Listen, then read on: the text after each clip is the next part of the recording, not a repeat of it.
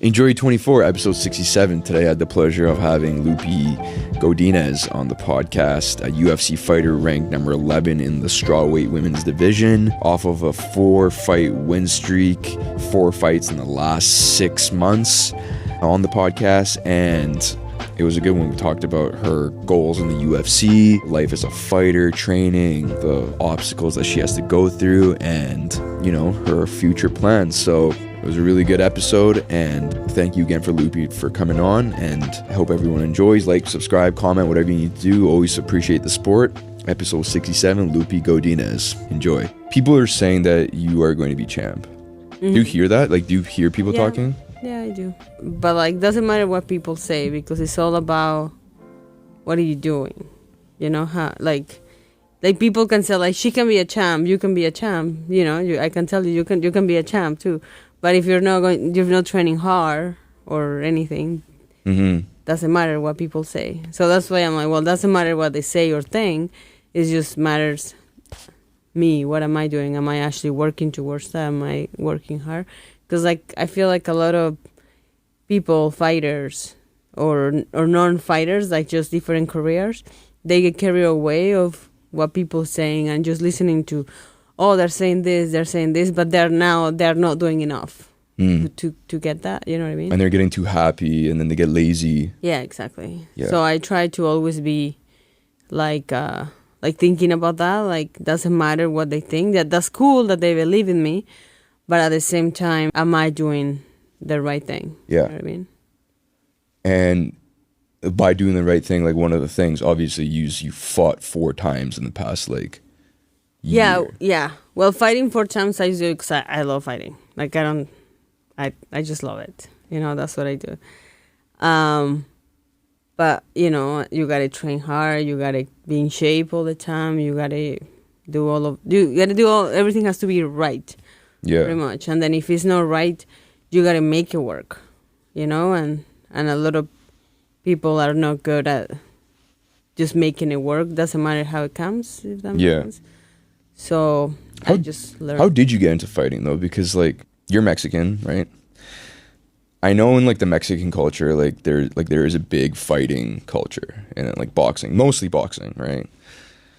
Was it something, like, you've always been into, like, as a kid? Like, especially, like, I don't want to be, like, as a woman, like, there's not that many women that get into fighting, and it's getting more. But was that something you were always into, or is it just, like, your environment? I don't know. Yeah, well, since I was a little kid, I was always really, like, hitting kids in the playground, making them cry, always doing, like, those kind of things. They will go with my mom, like, hey, like, tie your kid or something, right? Like I was crazy. So I always been really physical. Yeah. And then when I was about 10, around that, my mom, I was doing always sports, you know, in school, and then she put me into judo. One of her coaches, when she was running or something like that, or lifting weights, I forgot, say, oh, I'm running judo classes. You should bring your daughter, right? Because she was always telling them that I have too much energy, and, you know, I wasn't getting tired, and I'm always doing, like, destroying things in the house and whatever. So she put me in judo, and I just started, you know, training. I loved it, and then that's how I, you know, find the love for like combat sports. Right. Because there's a lot of fighters that, like, get into fighting because they have no other choice, right? Like, they come from, like, you know, a really dangerous environment. You know, their home life isn't, like, safe. So, like, that's, like, what they do to, like, escape, you know, like, their life. And so, like, when they're, like, I don't know who was saying it, but, like, you know Brendan Schaub, right? The like, UFC analyst, the guy that has a podcast. He was saying that, like, it's most fighters, like, when they get into the UFC, they don't say, like, it's crazy to say that they just want to fight just for fun. And because, like, a lot of, like, fighters do love fighting, and you love combat sports, but, like, it's insane for, like, some fighter to become very successful, make all this money, and still want to fight and to get punched in the face. but like you like fighting. Like it's not like you want to like make money and like support your family. Like you want to do that, but like that's not the main thing. Yeah, I fight because I love fighting, and of course I want to do well, and of course I want to have money, and of course I want to be able to buy all these things and help my family and never worry about money, right? But I just don't see myself doing anything else. Like everything is in fighting for me, and it's working out. Of course, once like how can I explain? So people say don't put all your eggs in one basket just in case something happens, right? But I think I'm in a really good spot where if tomorrow I cannot fight for whatever reason, I do feel like I could go do other things, But just because thanks to the fighter that I am and the career I have created, the path I have done, I feel like that have opened automatically so many doors for me. Mm-hmm. So without me putting my energy and all of that in other things, if that makes sense. Yeah. Yeah. So I always make sure I'm like learning other stuff, but like not taking away from my fighting. Just like learning as I go.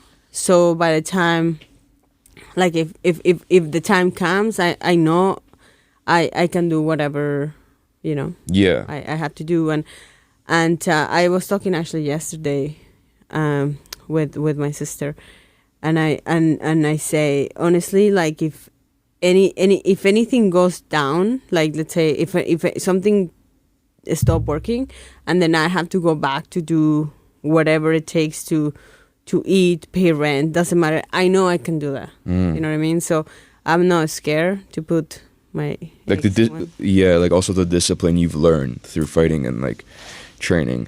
Also like you see guys like Israel Adesanya, Conor McGregor, like they're just like they're just businessmen now. Like is that part of it too, where like you said, like you're opening so many doors as you're getting more famous now and you're winning and you're making a name for yourself, like you said, there's more doors opening up that like you can start different businesses. You can be a brand of your own. Yeah, exactly. And I like eventually I'll go like to more businessy part of it, but right now like all I care is winning my fights, fighting for the belt, defending the belt. That's all I see, that's all I can think of. So that's obviously in the back of my head and is future plans and everything. But right now, the main goal is, is coming too close now for me to be wandering around. So I gotta just keep focused. Yeah. And once you do get the belt, how many times, and like obviously you don't know the answer, but how many times do you think you would want to defend the belt? Because like, for example, like Khabib, he defended the belt, I think 3 or 4 times. And he just left after he retired. And people are now saying, is he really the greatest ever? Or is Charles Oliveira? Right? Like, it's just one of the, like, I guess what the question is, like, do you want to be the greatest ever? Yeah, of course I would like to be the greatest ever, right? Yeah. But you have to put in considerations how are your fights going, let's say. I have a fight and you're taking so much damage, you got a concussion, you broke, your leg, your arm or something. Of course, we have like this much battery as a fighter, and the more we fight, this goes a little bit lower, right? But now you add the head trauma, and now you add the injuries, and now you add the training, your body, your battery slowly is gonna, start going. And so you can be the champ, get the belt, and like, by now you have all these injuries and concussions and whatever it is, right? And then you gotta hand the gloves. Yeah. But I feel like for myself, of course, I want to defend it 10 times if I can, right? But let's see once, I get the belt, how how is my path getting the belt. Right now I'm pretty good. I don't have many injuries. I don't have, didn't have concussion Yeah. yet, knock on wood. Yeah. So I'm good. I'm healthy. I do feel and believe that I still have a lot of charging as a fighter. Right. I still have a lot to give as a fighter. So, yeah, I have no idea how many times I would want to defend it, but I definitely want to be 100% every time I'm fighting. Yeah. Because once you get into I don't know what to do, and then you're just fighting to fight, then that's when the danger comes. Because as a fighter, if you're going to fight someone, like that person may be 100% in. If I'm 70% in, 60% in, I'm going to get hurt. And it's not like, a broken nail or anything. No, that's like, you're getting pounded to the head, broken bones. Like it's really... Could die. Exactly, yeah. So, yeah, you got to be all in for 100%. Is one of the things, like, for a fighter that loses, like, isn't 100% in, is one of the reasons why is because they, start a family and they, want to be there for a family? Because I think one of the things, Juliana Pena, she just retired because she did the show in Vancouver. Right. Remember that with, I forgot who she was fighting. It was the one with Charles Oliveira and Benil Dariush. She retired after that one. It was Juliana. No. Who was it? Amanda Nunes. Yeah. What the fuck? Yeah, I was like, no, she haven't retired. Yeah. Amanda Nunes. I can't believe I just messed up. But she actually won. But people were saying that she was 60% in, 40% out because she has a family now, and that's her priority, right? But yeah, I don't think, like, you can have a family and still want to fight, and there is so many fighters that now they're moms and males too, that are dads, and they still 100%. But you're right. Like I feel like they have now they have a different priority before fighting. Of course, your kid is first, your wife is second, or whatever they have it. I don't know. Yeah. And fighting is third. Yep. No matter how you place that, fighting is third all the time. So yeah, I want to say it's hard to be a mom. Like I admire them so much because I don't imagine being a mom and doing all of this that I'm doing. That's like a lot of work. So yeah, of course they have their mind has to divide in two, right? Yeah, and for you right now, fighting's one. Fighting is one. 100% yeah, one. 100%. And it's easier for you for it to be number one because you have sisters that are in combat. Yeah, exactly. And my family they understand what is it taking to get there, and they see my sisters how hard they're working, and all of pretty much it changed my whole life, for this, and they support me, and it just makes it easier, I guess, because they are with me, doing it together. And they want you to do they get nervous? Do they get scared for you? Oh yeah. They get really scared. Yeah. Do you ever get scared? Because head trauma is like real, especially like even after you retired, like the psychological thing, like anxiety, depression, all that. Like, yeah, I don't get scared of that. You gotta move your head. Yeah, I know. No, but like I'm in a strawweight division, and we don't have the power that a man have, and I do see men getting a little bit more like head trauma, like when they're getting too much hit on the head, or dropping them, or knockouts. How many knockouts did they have? And in the strawweight you don't see many knockouts. Of course it happens, and we had seen few, but like every time I fight, I just see it and see, like, feel my head and stuff, and I don't feel like headaches or really? Like weird or anything. Yeah. Like before, I felt it 1 or 2 times, but I don't think it was a concussion. It was just like you're getting hit on the head. But now, like, I feel like I'm just like a little bit better at protecting myself too. So it's like less.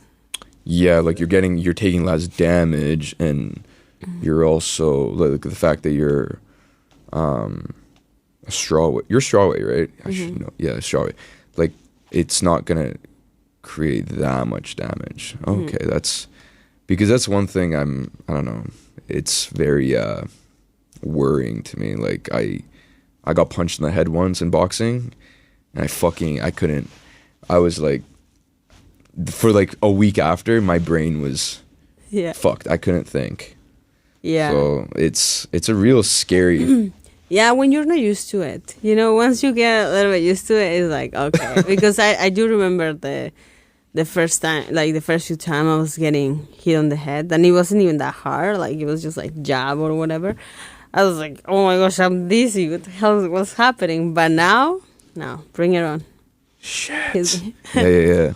One thing because you said, I didn't know this, because you said that you are actually a wrestler, but in your last fight, it was all on the feet, and you look really good on the feet. So I just assumed, because my buddy asked me, I'm like, dude, he asked me, like, what is Loopy? Is she a wrestler or is she a striker? I'm like, I think she's a striker. I don't know. But do you think, like you said, like there's game plans? So you were trying to defend the takedown in your last fight and keep it on the feet because you knew that your opponent, she was not as good. Yeah, so we knew that if we go to the ground, we'll give her some chance, right? And I actually got this question before saying, are you still figuring out what's your style? You know, but I just don't understand why will they say that if my style is, like, I can make whatever style I want. Like, if you're a striker and I know you're lacking on wrestling and jiu-jitsu, then of course I can do that. I take you down and do jiu-jitsu. If I know your jiu-jitsu is really good and you have really good hips and you're black belt in judo, why am I gonna, give you 1% chance? Of course I know judo and of course I know jiu-jitsu, but that's your game plan. That's your way of success, or closer to get successful, So I'm just gonna try to keep it not going there. So I'm just gonna keep standing, And I knew she was gonna try to take me down to do some jiu-jitsu, and and take down, and we were ready for that. Yeah. How come? Like, why don't you try to get like your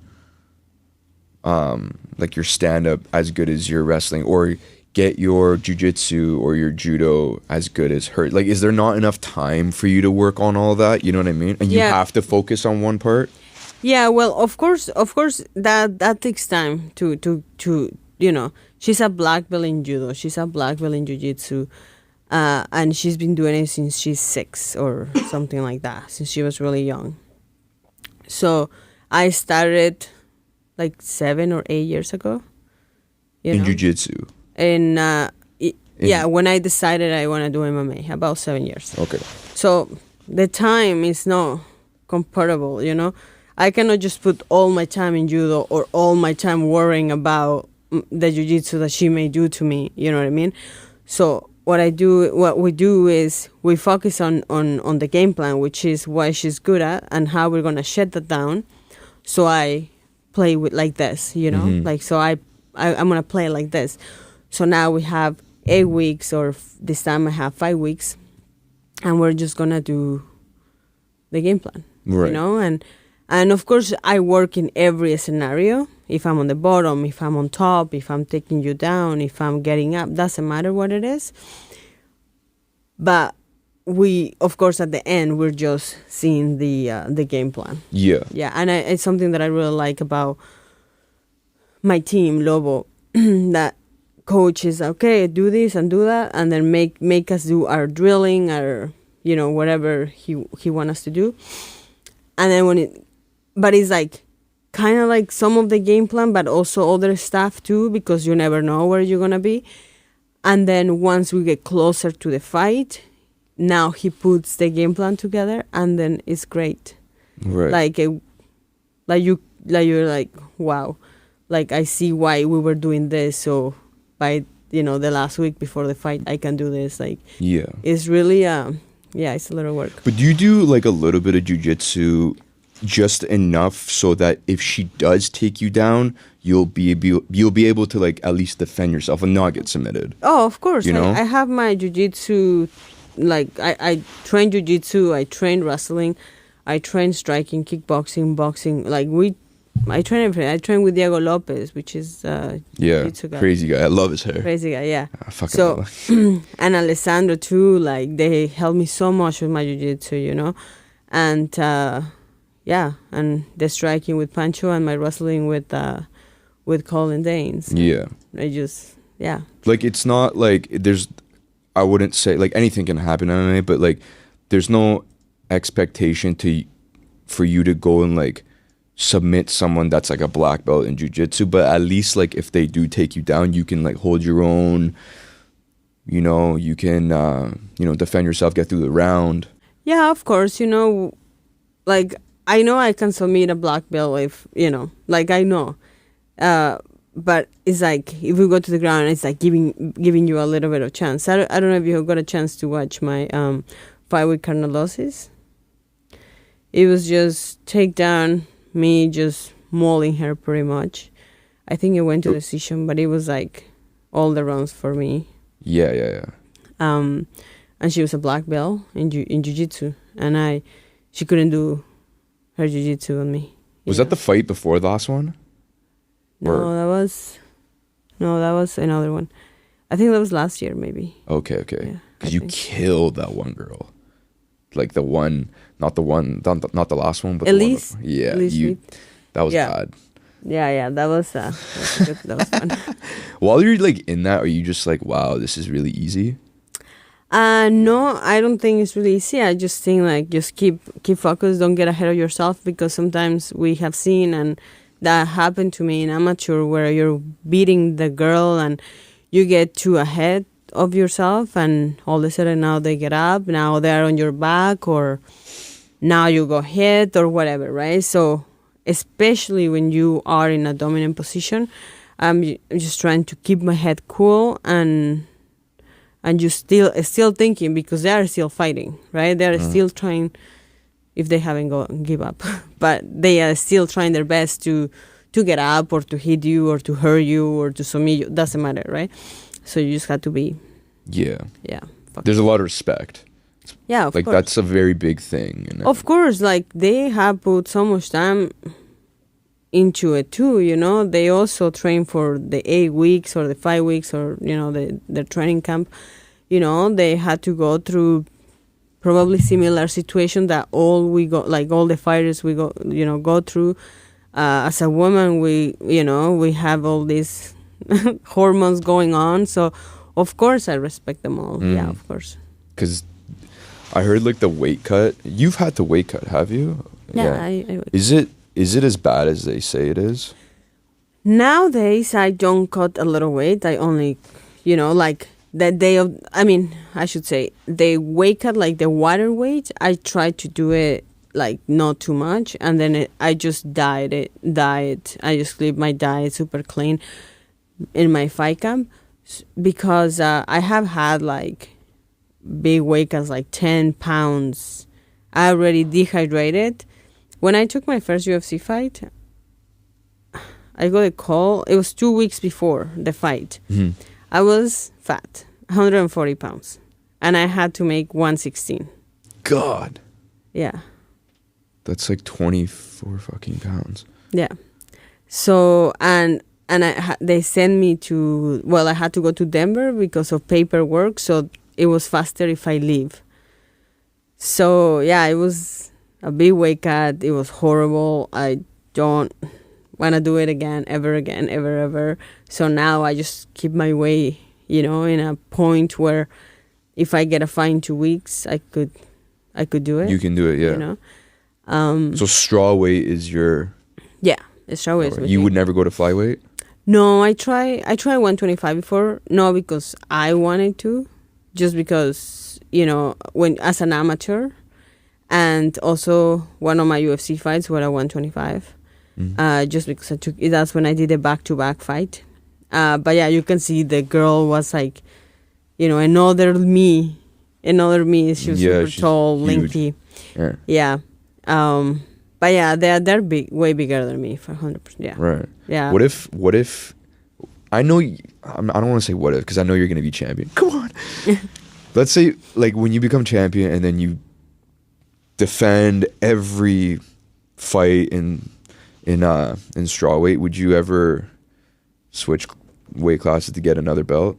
Go 2 division? 125. I don't know. Or go up? Yeah, I don't know if I will do that. You don't know? No. Yeah, it's they're big. Yeah. Yeah, and they're too big for me. Like now And the weight cut for flyweight is just too much. Well, I wouldn't weight cut because it's 125. Yeah. So, like, I mean, I guess I would have had to gain weight and like get bigger, but Right. No, but isn't flyweight flyweight is 125. and then strawweight is 115. And you're I'm 115. Oh. Yeah. Is there one under you then? That's Altamont weight. Okay. But the UFC doesn't have that weight class. Okay. So Alexa Grasso is 125. 125. Okay. Yeah. And you're friends with her. Yeah. Would you ever fight her? In the gym. Okay. In the gym. What if she came down to strawweight? No, because we're teammates, we're friends. Like Really? we train together. Like she's my partner. She helps. Yeah. Yeah. Yeah. Because there is, I don't know if you know, like in the guys division, Marab and Aljamain. Fuck, what? I don't know the divisions. The one where Sean O'Malley just won, that beat Aljamain Sterling. Aljamain and Marab said they would never fight each other, and they're in the same. They're in the same division. They're both top 5, and most UFC fans and like analysts and even Dana White are just not happy about that, because it's like, why? Yeah, you guys are friends. Yeah, you guys are training partners, but you guys are in the same division and you're both top 5. Like, you're gonna have to fight. Yeah, I mean, I see that, I understand that, but we're not in the same. Yeah, you're not. Yeah. I'm just like. So we're just like. Yeah. I'm just making up things right now. I'm just trying to. Yeah, but no. Like, and it's hard to imagine that just because we're in 2 different weight class, and like we just train together all the time. Yeah. When I'm there, so. But do you understand why like Marab and Aljamain wouldn't want to fight each other, or is that kind of weird? No, I can understand. You know, sometimes like if it's just like I just know him, like met him once or twice, like yeah, like just fight, right? But if you're friends and like training partners and stuff, I can see why they're having a hard time, you know? But I can also understand the UFC, why they're like, we don't care, you know? Like top 5, same weight class. You guys got to do it. Yeah, you have to. I mean, yeah, in the same division. But it's 50-50, you know? I'm 50-50 there. Like, they are right, but also UFC is right, because at the end of the day, that's your job, you know? Yeah, you're both trying to be the best, win the belt. Do you talk to Dana a lot? No, I don't talk to Dana. Really? No. It's not that I have his phone number. Hey, what's up? No, I know, but like. Yeah, no, just at the face-offs, like, oh, hi, you know, bye, whatever. Bye. Yeah. All right. Like, have a good day. He's super busy. Like, yeah. I don't think he wants to deal with any of us. No, I mean, there's just a lot of like, I love Dana, but like, I don't know, a lot of people don't. You know, how he treats his fighters, how much they get paid. Is that all? I don't know. You can't really talk about. I don't want to get you in trouble, but like, is that all kind of like bullshit? Yeah, well, everyone has a different point of view. Everyone has a different idea of what's a lot or little money, you know. I love the UFC, to be honest. They have treated me so well. I don't have, you know, any beef or anything with them. And every time I have fight for them, I get treated, you know, great. Yeah, I just do what I need to do, which is fight and win and go home. You know what I was wondering? Why didn't you fight in the Vancouver card? Because you're from here. Yeah, well, it's all about the matchups, who is available. And now that I'm higher in the rankings, like, I feel like my manager already told me it's gonna slow down a little bit, just because, you know, those girls now are waiting to fight for the belt, and he's not that, oh yeah, fighting next week, right? Like, it's just a little bit more. Oh, I see what you mean. So, yeah, let's see how it plays out. Because when you're not in the top 10, you have to be as active as possible to go on a winning streak. And then once you get into the top 10, once you get ranked, then you can like take your time. Yeah, or like you gotta wait for the UFC to see who they want you to fight, you know, because now they do their matchups, you know. Yeah. Do they ask you who you want to fight, or do you just say I want to fight and then they? They asked me they have asked me who you want to fight, and then I was like, I don't know, whoever you want to give me, whoever is available, I guess, right? Because like eventually I have to fight them, right? So I honestly don't care. I just talk to my manager and I say, you, whatever you think, and that's it. Even once you become champion, like I think you say that right now, but like once you become champion and they're like, oh, we'll give you an unranked opponent, you'd be like, no, I'm not gonna fight someone that's not even top 10. Like, you know what I mean? It would just... Yeah, I just don't think they will put someone from not ranked opponent to fight for the belt. Yeah, they would never do that, but like... Yeah. But I will understand someone that is in the top 10 even, or top 5, they wouldn't want it to fight someone lower, even top 15 or even lower than that, right? Because like if the fight doesn't go well, then this number 10, 9, 8, doesn't matter, 7, will drop, you know? So it's about, you know, the game plan again. The game plan. It's also kind of like weird too, because like Jessica Andrade, I think she's 5th or 6th. Like if you were to fight her next, let's say the UFC made that matchup, and you beat her, it's you can only fight like 4, 3, and 2 and the best now. Like they can't like be like, okay, now Loopy, you got to fight the 9th when you just beat the 5th. So it's like you jump from here to here, but now you can't go back. Yeah, I don't want to say it's impossible, because you know they can do it if they want to do it. Yeah, they can do whatever. But yeah, as like if you see the game plan, or if it's a smart fight, maybe not. You know, maybe that's not too smart to do. But honestly, all of that, I just leave it to my manager. Like your manager. Yeah, I'm like, okay. You don't like deal with any of the like, oh, who's available? I want to fight this person. Game plan. You just. Yeah, I just bug my manager. That's it. Yeah. What would make you not want to fight someone? Like, what would the situation have to be? It will have to be that I can barely walk. Like something happened that I can barely walk. Like I can, stand pretty much. Yeah. And even then, it will probably have to be like, people just be like, no, you're not fighting.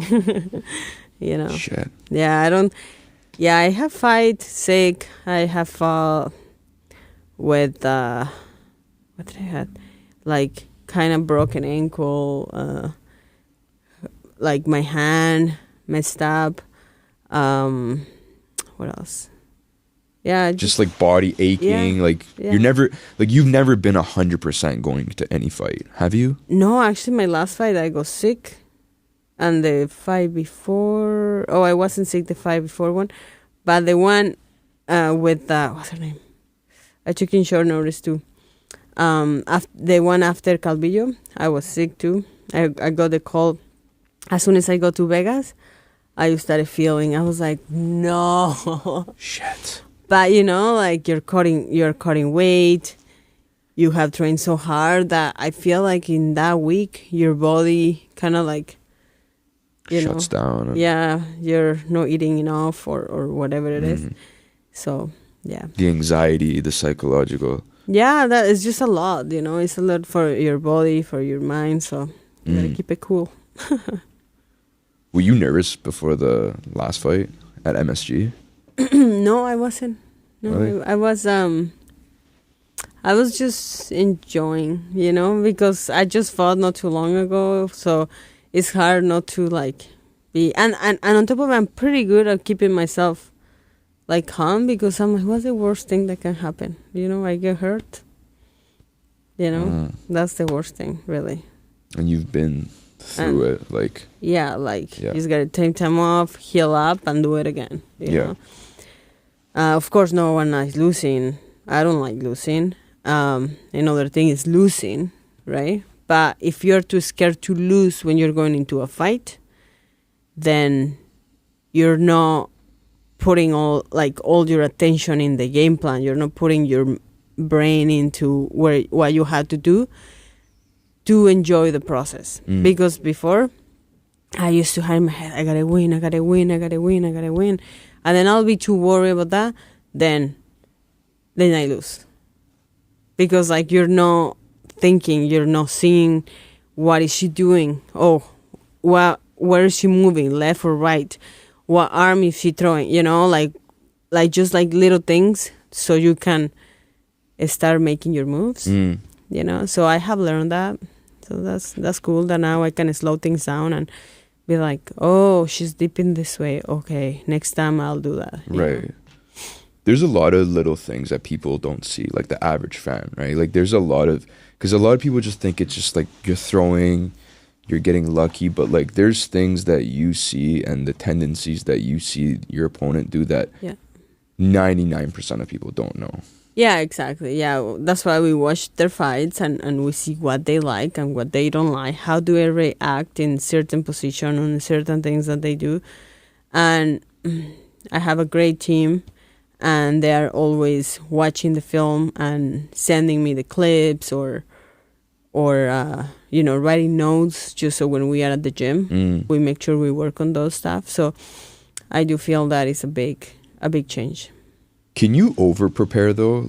You study and take notes on your opponent too much, where it becomes you just overthink it and you go into it worry too much and...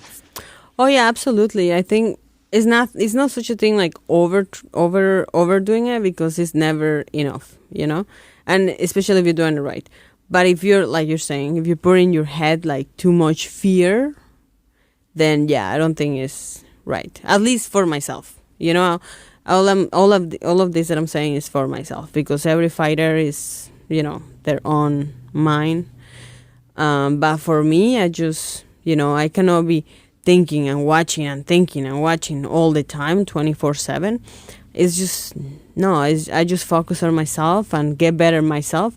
Of course, I want to know what she likes, what she's best at, and what she's not very good at, and then I can work around that. And the fact that you did it you fought 4 times in the past, do you feel like you had to fight because you just get bored? Or you just, not bored, but like you said, you love fighting so much that you just need to do it, and just being here and training enough isn't enough? Yeah, I don't know how to explain it. I just love it so much that if they call me, I'm like, because last time they asked me about short notice fights. I'm like, no more short notice fights. No more. I need full camps. Blah, blah, blah, blah, blah. And then all of a sudden they called me 2 days after, 1 day after I was here already from from my last fight. It's like, hey, you want to fight in November 11, New York, blah, blah, blah, 5 weeks. Then I'm like, okay, no problem. Yeah. Then I booked my flight going back to Mexico. I left to Mexico and I train and I do a fight. That's the thing though. It's so you can't say no to that. New York, Madison Square Garden, main event. You can't say no, Yeah. But also if they told me you're fighting in the backyard of your grandma or whatever, I'll do it. It's of course it comes a lot when it's in Madison Square Garden in New York in a big card, of course that comes a lot through with that, but I wasn't looking at that. I was mostly looking at, dang, I get the opportunity to do it again. Wow. And also when they told me I broke the record of 4 fights win streak in the year, like I wasn't trying to break a record, you know. I broke that other record, the back-to-back fights in a week, and another one of 43 days or 42 days, 3 fights, something like that. Like, I'm not trying to break any records. I'm just being me, very much. This is me. Just Like, want to fight. I just want to fight, and I just, like, I'm so random. Like, oh yeah, I feel like doing this. Okay, I just grab my car and just go, whatever I want to go, or whatever I want to do. I'm like, yeah, I feel like doing this, and then I just take out and go and do it. Yeah. You know, so it's easy for me just to be like, yeah, sure, let's go. Let's do it. Yeah. And you're always ready. Like, you're always in shape. Like, you're always working out. It's not like you've been chilling for a month and then... Yeah, no, I couldn't do it. If I'm chilling for a month, that's not smart to do that. Like, for myself. Like, it's... No. But I don't chill for a month. Yeah, you're always working hard, yeah. Yeah. Do you know what Dana said about you after the last fight? I was watching it. I always listen to him. One of the reporters asked about you and said, oh, like, Loopy Godinez, 4 fights in the past year, won them. Like, she's becoming very popular. A lot of fans, like, she's a fan favorite. People love her. And Dana said, yeah, like, she's amazing. Like, he was really, like, happy about the fact that you want to fight all the time, and that I think that's a big thing in the UFC, like wanting to be active and wanting to fight. Like, that's a big thing for Izzy. Like, Israel Adesanya, like, he was so active throughout his like championship like reign it's very like, it's a big, you have to respect the fighter for that. And that's my favorite fighter, Khamzat Chimaev. I fucking love him. That's his thing. Like, he Dana compared you to him. I was like, yeah. Yeah, I saw just that. Yeah. Yeah, but like, it's, you know, my job is fighting, you know, and what is the boss or the organization main guy wants? Well, fighters that want to fight, fighters that want to put on a show, fighters that care, you know. Same thing. You have your podcast, like, you want the best in your podcast, you know, you want the best workers in your podcast. So it's just, you know, it's just what it is. It's your job. You just show up to work and you do it. Yeah, exactly. Yeah. I was wondering, how long have you been in Vancouver? 15 years now. 15 years. Yeah. Because I was wondering, like, when you got here, because when it always says like fighting out of Vancouver. Do you like Vancouver? Like, we talked about this a little bit, but Vancouver's not like known for like their combat. So is it a little tough? Yeah, it's been tough, but you know what? Like, honestly, so many fighters here, so good, and so much talent. You know that, you know, we have like few gyms here that have few fighters, but it's just, I don't know what it is. Like, I feel like someone is like, they need to go to other places to learn and to see how other are running their camps, and just to learn.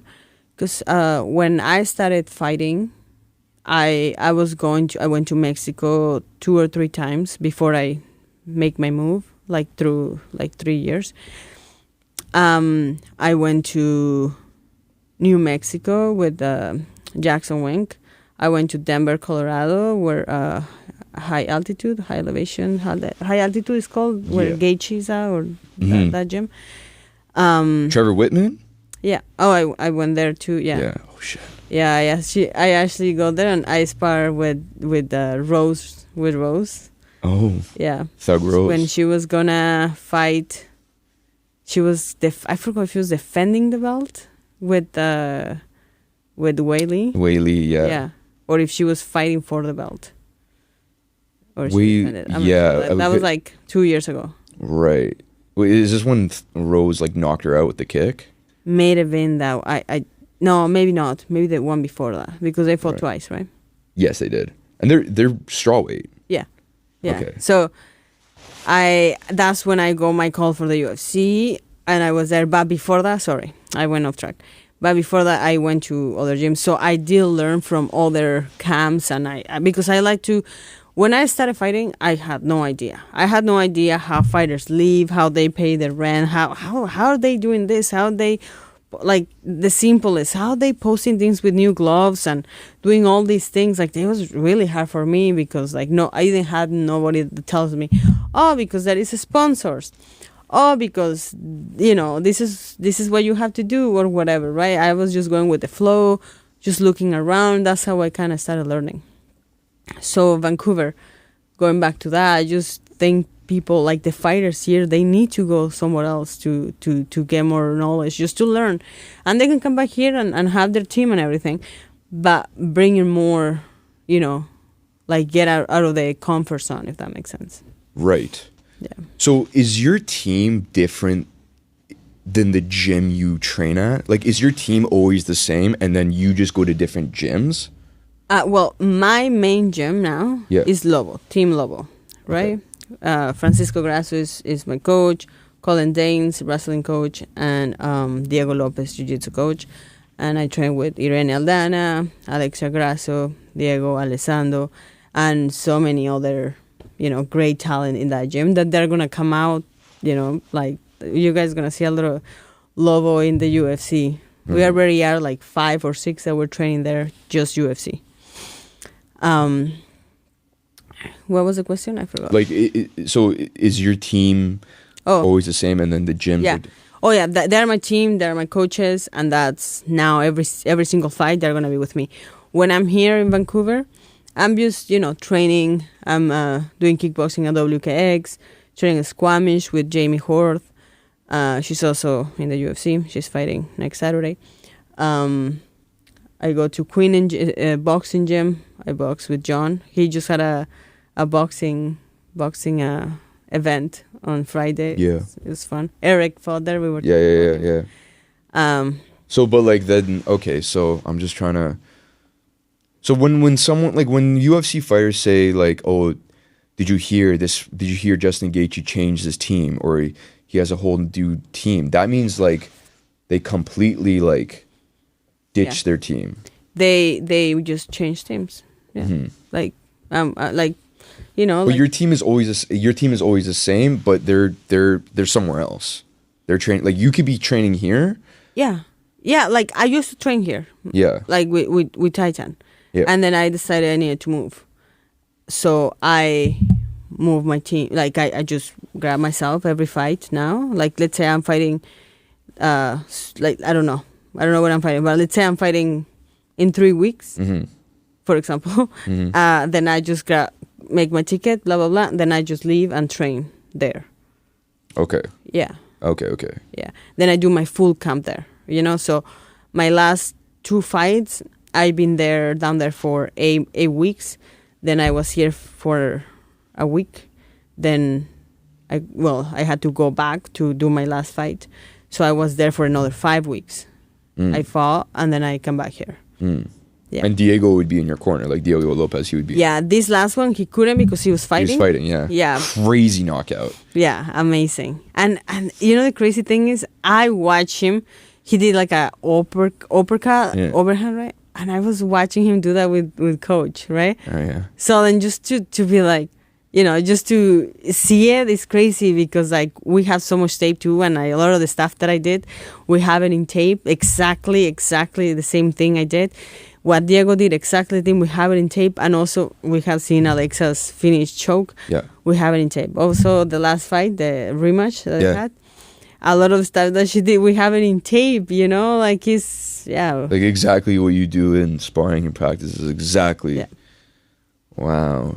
That's freaking amazing. And then your sister's always in your corner too, because I noticed her on TV. She was there this time. It was the first time she was in my corner because I'm only allowed 3, right? And Diego was gonna be in my corner, or Alessandro, Alessandro. But he like 2 weeks before, or he took the fight in 2 weeks' notice, so he took the fight. So he's like, "Oh, I cannot be in your corner." I was like, "It's okay." Then I told Anna if she wants to jump on board, and she was super excited, super happy. It's a good experience for her, Yeah. Oh, that's freaking so cool. I noticed her. I was like, dude, that's her sister. I don't, because I've seen her on your profile and stuff. Yeah, so. But it was great because she can see when she was gonna shoot from a mile away. She said she's gonna shoot, and then she was gonna shoot. Do you listen? Do you hear the things? Oh yeah, I hear what her corner is saying, and I also hear my corner. I just try to hear both because now I know what she's gonna do, and then of course I gotta see what do I have to do. Oh wow! Yeah. So you're listening to her corner too? Yeah, I try to listen to both corners. Yeah. That's a lot, I feel. Yeah. Yeah, but once you're there, and when we're training, there is a lot of instructions shooting at you, and the coach is right there watching and everything. So you gotta be sharp. Like, yeah. And you gotta be so, like, natural that, like, it doesn't, like...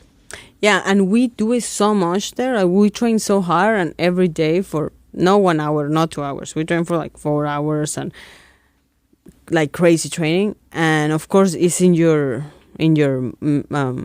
muscle memory. I can tell you're a fighter, though. Like, I don't know. Like, just something, your vibe, your energy. Like, you know, it's... Nerd. Yeah. Well, like, even on TV, like, it's, like, pretty obvious. Like, when you're, like, even, like, in the face-offs, like, you're just not really... You're pretty, like, stone cold. Like... Yeah, I like to be in the zone, you know? I like to... It's so weird. It's like... I don't know how to explain it. It's like it's not me. It's like something comes inside me, and it's just... Like, my sister said that I look psycho. Like, he's like... Yeah, a little bit. I mean... You scare me, she says. She's like, you are scary. Like, yeah. But, I'm like, well, I'm just... Yeah. It's just myself. Like, there's just something about you. And, like, DC was saying it on the commentary. Like, oh, Loopy just looks so, like, zoned in. Like, she just... Like, she's just savage. Like, dialed in, yeah. Yeah, and it's something, too, that some days... You know, it could be a bad day that you cannot feel like this. How, like, you know, in your A game, you know? But we have A, B, and C, you know, like the game. So, like, if you're used to feeling certain way, that's your A game, you know, you feel good. But sometimes that A game is not there. Because we're humans, you know, we go through, you know, problems, family problems, you name it. Just life. You know? It's just life. Yeah. So you had to jump to your B game, right? Okay, this A game is not working. Now B game, okay, it's not working. C game, you know? And that we do that at the gym a lot. Like, you know, no matter what's going on, you are training and trying to do your A game. Because, you know, we all understand that we all go through things. You know, that's life. And it's one of those things, it's a sport where it's life and, like, it could kill you if you're not, like you could die. It's one of those sports where it's not like, oh, it's not like basketball where you'll miss a few shots and you'll lose the game. Like this, like if you're not break focused, your face and break your nose, trauma, all of that. Yeah. Yeah. You don't like to trash talk. I know, like you don't, that's not you. No. Yeah, why not? Why not? I don't know, you know, I'm just not that way. And I don't know, when I fought Cynthia Calvillo, she's super sweet girl, you know, like, but when we, you know, about to fight, then they say my name, right? Then I'm like, yeah, you know, whatever. Then Cynthia, right? Then she comes, I don't know if you're sure, but she walk forward. Then I'm like, okay, I gotta walk forward too, right? Then I walk forward, and then she say, fuck you to me. Oh, right? shit. Just right here on my face. She say, fuck you. Then I'm like, oh, why? We're gonna fight. Why are you saying that, right? Yeah. But then I was just like, you did do that, yes. all that come out was a kiss. Because like I couldn't say fuck you back. Yeah. I like, fuck you. Then I'm like, yeah, I just can't. I don't know why, you know. Yeah, it's a weird, like, are you like, you're aware of like the whole, like, once, like, especially once you get into like the top 5 and you're trying to sell fights, like trash talking and like selling the fight is like a big part of like the business, right? Like that's why obviously Conor McGregor, greatest salesman ever, you know, like Izzy, even Khamzat now, or like, I know most fighters don't care and like you're just totally for like the art of fighting and MMA, but do you ever like think about that side of it? Like, okay, like, you know, if I do want to sell more fights, if I want to... I'm going to give you an example. Alexa and Valentina last fight, they broke the record of so many new viewers. Like, I forgot how many millions of new people turn in to watch them fight. Right. And they had, like, no trash talk at all. Like, Alexa no trash talk. Like if I'm not trash talk, she's even less trash talk than me. Yeah, no trash talk. And they did that, you know. So that tell us something, you know. Like, yeah, I get what you're saying. Like trash talk gets more attention and people likes to see chaos stuff. But like I don't even know what to say as trash. It's just not you. It's just not party. Yeah. And I do feel like I have the followers I have and the respect I have and all of this for who I am. You know, because if I start like just talking whatever, I don't know, that's not me, you know, and that's just... And people can see that and be like, that's not Loopy. That she's just being fake. Yeah, exactly. Yeah. That's like Colby Covington. Right. He's the worst, man. Right. He thinks because he's not like that. Apparently, he's not like that in person. He's just doing it to like be a showman and sell. And yeah. So yeah, no, I don't. I can't. It's all, and like when you don't do it, it's scarier because you're so nice, like you're so not trash talking and like that, but like you fuck people up. So it's also like, whoa, like don't mess with her. Like she seems very like chill, but like she'll kill you if she asks. Right, she kills you. Yeah. Right. Yeah. Yeah, and like, yeah, I just want to be me. You know, it's easier on me, I guess, like than having this character. You know, of course, like the dancing thing that I do, just looking like goofy, and after the fights, like that's me. Like I'm just goofy, but shy at the same time. Like, you know, it's just. And you also like to dance, probably. That's like you just doing what you like to do. Yeah, exactly. Yeah. So. Yeah, it's just me up there. Yeah. He's wondering who came up with the nickname Loopy. Oh, Loopy is really funny. At the gym, someone started calling me like that, and I was working construction at the time. Okay. And this guy's like, "Hey, you gotta have a nickname for fighting." I was like, "Well, I don't know." Right? He's like, "Well, you're crazy, and Loopy is close to Loopy." Right? And then I'm like, you know what? I like it, and because two people or I forgot who it was, but at the gym, but I remember this guy. I was okay, Loopy it is, and then I just stayed with Loopy. It's cool. I like it. Yeah. Yeah, I think people think that's my name because Loopy, Lupita.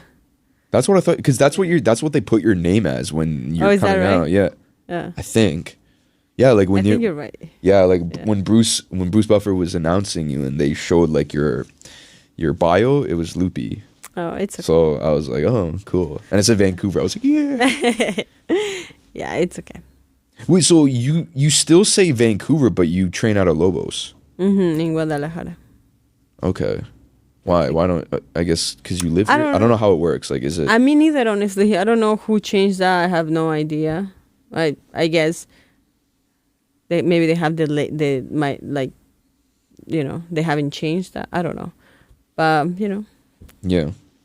Like, people get so, you know, like, oh, she's Mexican or Canadian or what is she, you know? Some people are so confused sometimes. But I live here. I am Mexican, but I also find fighting here. And I started here, but now I'm training there, you know? So, I don't know. I feel like we're all allowed to be from anywhere. Yeah. Like, does anyone get mad at you, like Mexicans in particular, where they're saying, "Oh, why do you say Vancouver, Canada when you're Mexican?" Yeah, I get a lot of like comments or messages like, "Well, what are you, like pig or you know, you're not representing Mexico but Canada or Canada but not Mexico, you know." But you know, I am allowed to have two countries. You know, I am Mexican. Now I'm training in Mexico, but I live in Canada, and Canada open Canada for me and my family. You know, and we're so grateful to be here, and so grateful for, you know, Canada, great country. You know, so I'm allowed to have both. Yeah, like, and it's my not, heart is big. Like, yeah, and it's not that serious. Who cares if you put Vancouver in the... Yeah, exactly. Who gives a shit?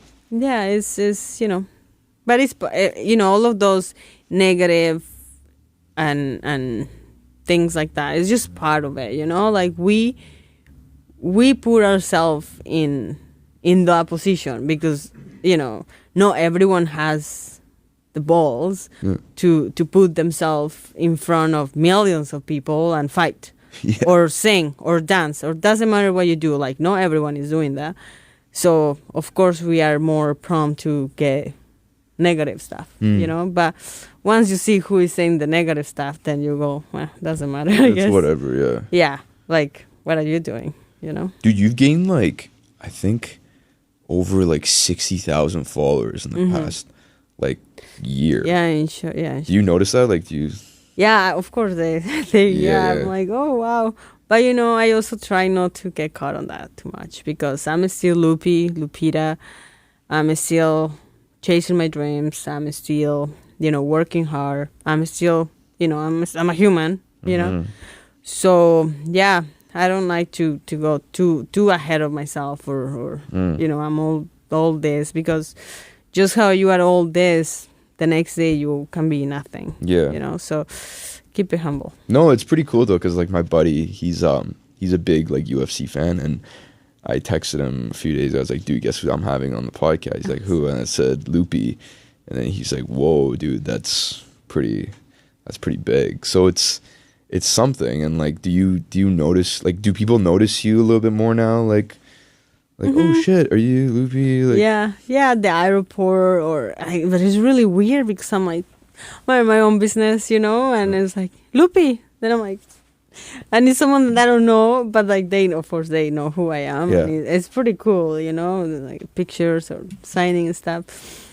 It's becoming like more, like a little bit more normal to say, because before I'm like, but why do you want a picture with me? You know, like, but like I get it.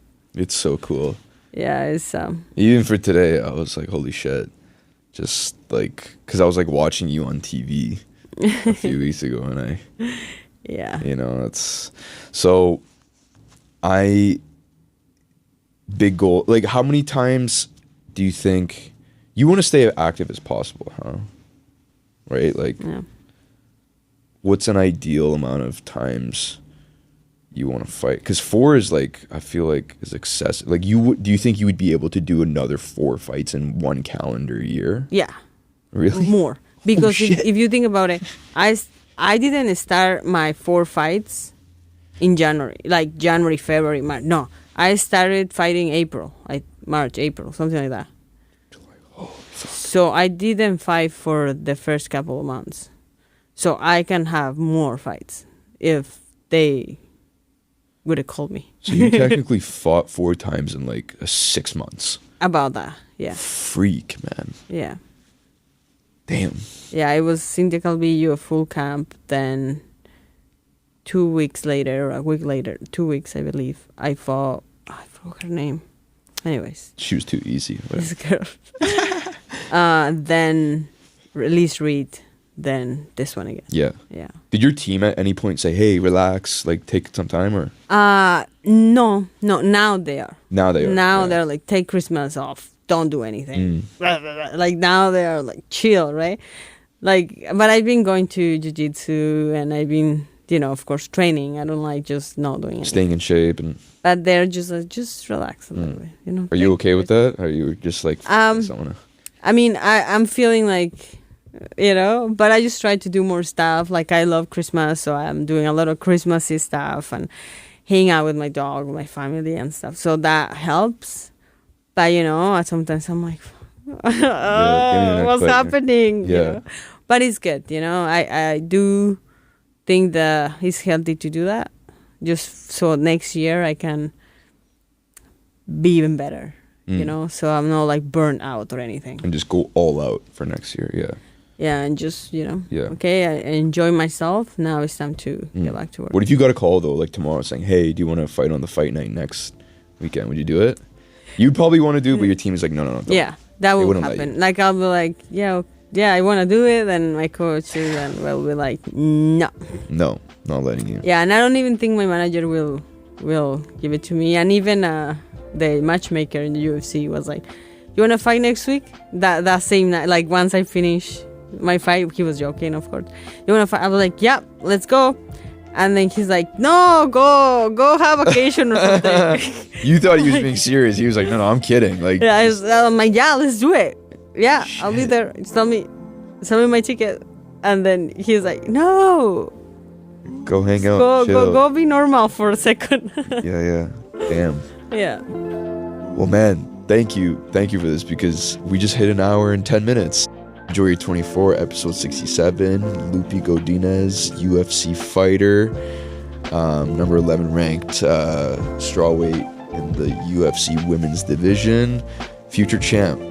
You're gonna be. I already know it. Like, it's. Oh yeah, I know it too, and I feel it. And now with I did a whole change in my life, so it's happening. So, Yeah. So I have a feeling too. So I'm 100% supporting. Thank you. no, thank you. It Yeah. was great. Peace. Yeah. That was good.